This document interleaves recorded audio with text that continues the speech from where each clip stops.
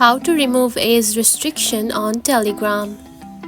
To remove age or sensitive content restriction on Telegram, you can adjust your settings through the web version of the app. Now here is how you can do it. Go to the Google application just like this and type web.telegram.org.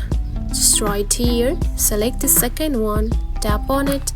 Then simply tap on to Telegram web and add your phone number and your account just like this, and simply log in with your account on your web browser. Now tap on to three lines right here at the top, select it. Then here you can find settings right here, tap on it.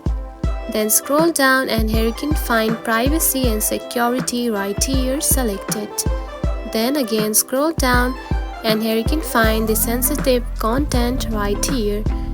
Now to not have the age restriction, simply tap onto this button right here, tap on it.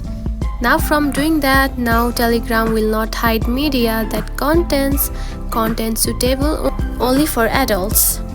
By doing this, now you have simply removed age restriction on Telegram. You need to know that this option may not be available on iOS devices due to App Store restrictions, so you need to simply go to your web browser just like I did. Now simply follow these steps. And that's it. This is how you can remove age restrictions in Telegram.